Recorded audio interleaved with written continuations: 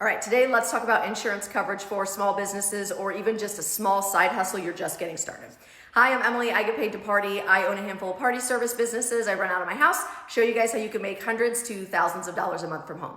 Okay, so insurance coverage is one of the main questions I get asked for people just looking to get started in this industry.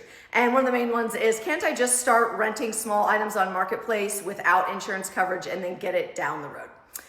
First and foremost, I'm not an attorney. None of this is legal advice. You need to do your own due diligence. Okay, step one is going to be that you need to look in your area at your local regulations. So you need to check county and state regulations where you live to see if they require insurance. That is the most important part because you can't operate if you don't have it, if it's required.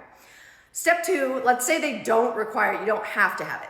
Here is why I still recommend that everybody that has any sort of side hustle or small business has their LLC and their insurance set up before they start doing business with any customers.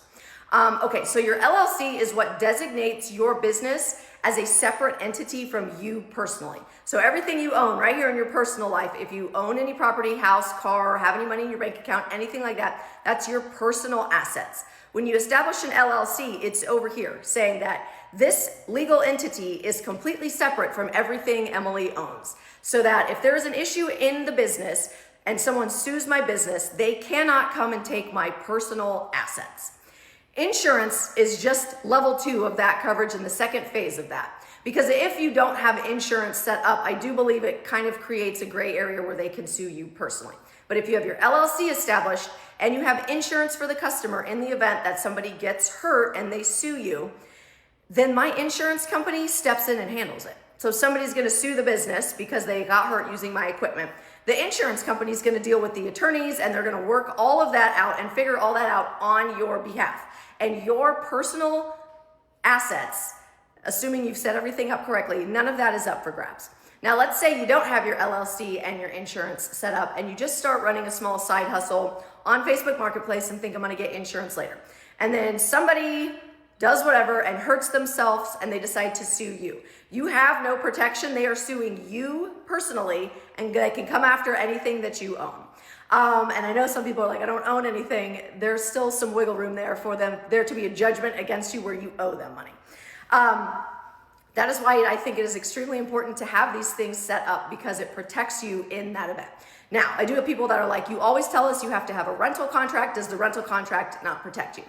The rental contract is extremely important and you need that for any rental equipment. You need an event contract if you're doing events for people because that does lay out a bunch of things about liability and assumption of risk and all of that. But every single contract that you've ever signed, you could still sue somebody with that contract in place. Doesn't mean you'll win, but you can still sue them.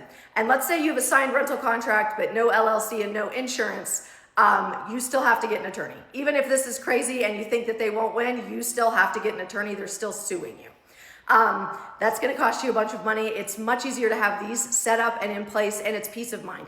And it is coverage so that if you have a customer that actually gets hurt and needs medical attention, that insurance is there to, if you are at fault in any way, to help step in and cover that bill. If you're not at fault and your contract holds up, then you're not paying anything. But I just think it's better to have those in place to protect you personally. One of the feedback that I keep getting from people is that getting the insurance for a small party rental business seems to be probably the biggest hurdle right now. I was very lucky that we already had the video game truck business. And so when we added our party rental items, it was very easy for me to add that onto our insurance policy. And every subsequent business I've added, I just call and add that on. So getting the insurance coverage for the first one seems to be the biggest hurdle. And what the feedback I'm hearing from people is that they're having a hard time with insurance companies because they're telling them like, oh, we won't insure that, like a DIY party rental. Now, I've had insurance agents speak up in the comments or message me and say, it's not that they won't cover it. That means what they're not saying is that the insurance policy isn't large enough for them to make money off of, so they're not going to insure it because they're not making enough money. So what you need to be asking when you call is, how large does this policy need to be for you to insure it? Adding my party rentals as DIY, my insurance guy was like, oh yeah, not a problem. Like, just send me a list of what you got. I have to verify that we can insure everything. Any bounce houses was a no, everything else was a yes. And then they added it right on. So the key is how large is the policy. It needs to be big enough for them to make money. People seem to be having better luck calling larger national chains for insurance and not small local mom and pops. Also, people are having better luck at looking for amusement type insurance. So like my game truck and all these parties it's under like amusement. It's like specialized amusement insurance because it is a higher risk in that area. So you need to look for companies that specialize in that.